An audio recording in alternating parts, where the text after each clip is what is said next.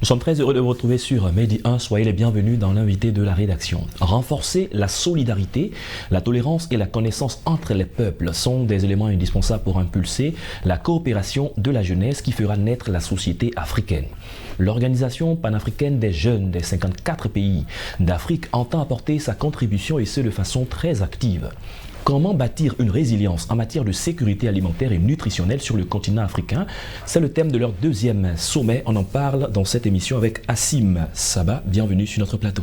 Merci beaucoup, c'est moi qui vous remercie. Vous êtes le coordonnateur du G54 Afrique, qui est une organisation panafricaine des jeunes des 54 pays d'Afrique. Brièvement, expliquez-nous un peu le contexte de la création d'une telle organisation et ses missions.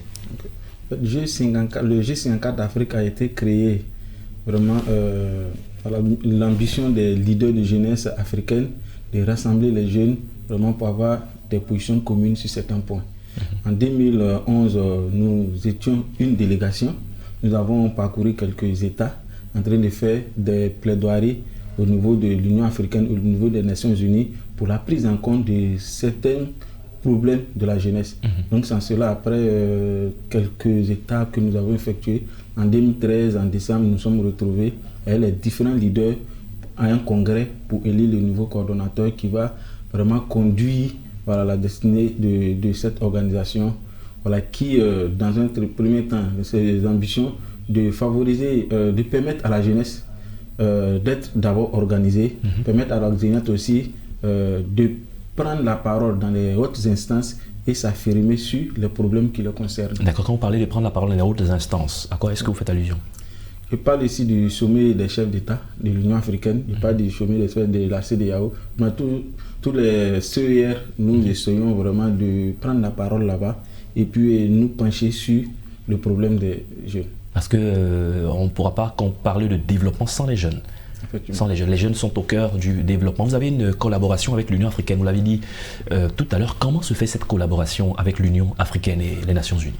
Le G54, il faut dire avec l'Union africaine et les Nations unies, d'aucuns penseront que c'est l'Union africaine qui a mis l'organisation en place. Et non, ce n'est pas l'Union africaine, c'est les leaders de jeunesse eux-mêmes. Qui ont senti le besoin, qui ont pris leurs responsabilités. Effectivement. Et après cela, nous, après un an d'exercice, nous avons pu obtenir le statut d'observateur au niveau de l'Union africaine et au niveau des Nations unies. Et puis, chaque fois quand il y a des événements, quand il y a des documents stratégiques que l'Union africaine doit élaborer, ils nous font un signe et nous apportons nos contributions. Nous essayons d'apporter le regard de la jeunesse par rapport à ces documents. Je parlerai ici de l'agenda 63, je parlerai aussi d'autres documents stratégiques que l'Union africaine met en place à travers le NEPAD, même à travers même le bureau de l'envoyé spécial pour la jeunesse, pour les jeunes. Donc nous essayons, notre collaboration, c'est collaboration d'observateurs. D'accord, au-delà de la collaboration, le G54 Afrique a beaucoup d'initiatives, notamment des sommets. Le premier sommet que vous avez organisé, c'est en 2016 à Grand-Bassam. Il y a un deuxième sommet qui aura lieu encore en Côte d'Ivoire et c'est en fin d'année à Yamoussoukro. Alors, quelle est l'importance de ce genre de sommet? Au passage, je remercie l'Union africaine. Il faut dire en 2016, l'Union africaine était avec nous. À Bassam, la représentante spéciale de l'Union africaine, du président de la commission de l'Union africaine était avec nous à Bassam, avec quelques ambassadeurs des pays accrédités en Côte d'Ivoire ici. Parce que nous, on s'est dit qu'il fallait rassembler la jeunesse. En 2016, le thème portait déjà sur la question du passage de l'Afrique des États à l'Afrique des peuples.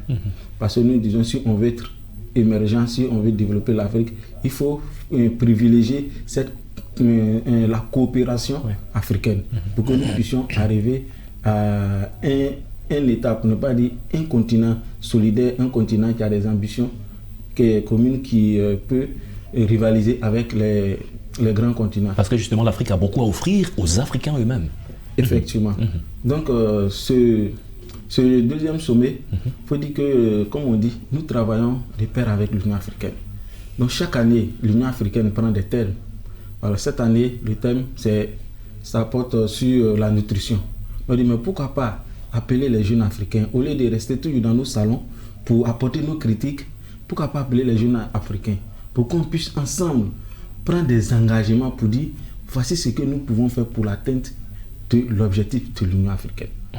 Donc c'est ce qui a motivé un peu le deuxième sommet qui va se tenir, comme vous l'avez si bien dit, en décembre à Yamoussoukro. D'accord, un autre aspect du thème du sommet, c'est la question de bénévolat des jeunes pour une bonne résilience sur la question de sécurité alimentaire. La question que nous posons, beaucoup de jeunes cherchent de l'emploi. On sait que le bénévolat est un acte un peu volontaire, on met ses outils au service, on dirait, du peuple, d'une organisation, pendant que beaucoup de personnes cherchent des emplois. Vous faites la promotion du bénévolat. Pourquoi parler du bénévolat des jeunes?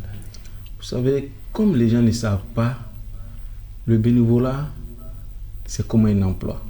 Aujourd'hui, pour accéder aux instances de l'Union africaine, qui est les instances de l'ONU, on regarde beaucoup la question du bénévolat. On passe du statut de bénévolat au statut de volontariat. Il faut être volontaire d'abord, il faut être bénévole. Après être bénévole, tu peux être volontaire, et volontaire, tu peux facilement accéder aux différentes instances internationales. Maintenant, quand on parle, nous, en tant que jeunesse, comme depuis un moment, comme je l'ai dit aussi, le G54 a été créé par la volonté des leaders de jeunesse. D'abord, ce n'est pas pour venir demander, mais c'est pour venir offrir ce que nous avons. Parce qu'on sait qu'on ne peut pas faire le développement sans les jeunes. Donc, le bénévolat pour nous ici, ce n'est pas comme toujours tu es scotché à cela, mais quand tu as ton temps libre, qu'est-ce que toi-même tu peux faire pour que nous puissions atteindre un objectif. Voilà. Un président américain disait que au lieu de demander ce que le pays peut faire pour toi, dis-toi ce que toi-même tu peux faire pour ton pays. Donc c'est dans ce sens-là que nous essayons de mettre en avant l'esprit de bénévolat. Parce que l'esprit de bénévolat aussi est comme un tremplin pour la formation même personnelle. Puis ça participe aujourd'hui aussi à l'emploi. Quand aujourd'hui on va chercher du travail, si une personne X a eu des expériences dans certains domaines à travers le bénévolat, et l'autre qui n'a même pas eu d'expérience, c'est sûr que celui qu'ils vont prendre, c'est celui qui a déjà des expériences dans le domaine du bénévolat. C'est une sorte de stage peut-être au début non rémunéré, mais qui vous donne des compétences et qui vous prépare à l'emploi. Exactement. Et dans le bénévolat, on se met au service de son pays, de son continent, sans attendre une rémunération pécuniaire directement. Exactement, exactement, c'est ça. D'accord. Qu'est-ce que les jeunes peuvent apporter quand on parle de résilience au niveau de la sécurité alimentaire? À quel niveau est-ce que vous attendez les jeunes? Aujourd'hui, on attend beaucoup les jeunes à plusieurs niveaux. D'abord, dans le domaine de la sensibilisation. Aujourd'hui, je prends un exemple simple. La question du gaspillage des aliments. Il y a des familles aujourd'hui qui à peine peuvent se trouver un repas par jour. Il y a d'autres familles qui gaspillent. Nous, à travers ce sommet, c'est pour voir comment trouver des systèmes.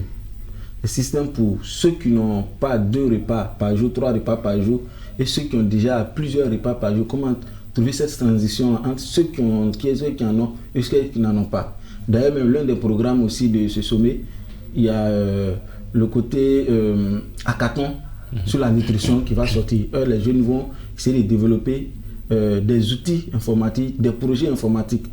Voilà, qui, à travers cela, comment est-ce qu'on peut essayer de canaliser cette question de nutrition, de malnutrition chronique qui est passée de 30% en 2014 à 19% en 2019. D'accord. Pour ce deuxième sommet, tous les projecteurs du continent seront sur la ville de Yamoussoukro, ici en Côte d'Ivoire. On attend des résolutions de façon plus précise. À quoi est-ce qu'on devrait s'attendre? Le sommet a lieu en Côte d'Ivoire. Quel pourrait être l'impact sur notre pays? D'abord, le sommet, il y a 5 projets qui vont être adoptés. Ça, c'est les 5 projets phares. En plus des 5 projets, il y a l'hackathon où il y a des équipes de 3 qui vont compétir, vont présenter des projets innovateurs. Et comment est-ce qu'on peut régler la question de la malnutrition? Comment est-ce qu'on peut gérer la question de l'alimentation? Ils vont travailler. Donc, à travers ça, il y a un jury qui va siéger, qui va retenir au moins 3 projets. Et ces 3 projets seront accompagnés à l'échelle nationale et à l'échelle internationale. Au niveau de la Côte d'Ivoire, c'est que la cérémonie d'ouverture, il y a des personnalités qui seront là, il y a d'autres. Vous savez que le secteur touristique déjà va bénéficier. Voilà, tout ça pour dire que la Côte d'Ivoire gagnerait aussi, parce que les projectiles seront braqués sur la Côte d'Ivoire. Et on sait que le chef de l'État a été nommé comme le champion de l'atteinte de l'agenda 63. Donc c'est une opportunité pour nous aussi de mettre le chef de l'État de la Côte d'Ivoire face à ses engagements aussi sur l'atteinte de l'agenda 63. Merci Hassim Saba. Je rappelle que vous êtes le coordonnateur du G54 Afrique, qui est une organisation panafricaine des jeunes des 54 pays d'Afrique. Avec vous, on a parlé du sommet de cette organisation, le deuxième sommet qui aura lieu à Yamoussoukro, et c'est dans le mois de décembre. Oui. Merci d'être passé sur notre plateau. C'est moi qui vous remercie. C'est la fin de cette émission. Merci à tous de l'avoir suivi. Bonne suite de nos programmes sur Média.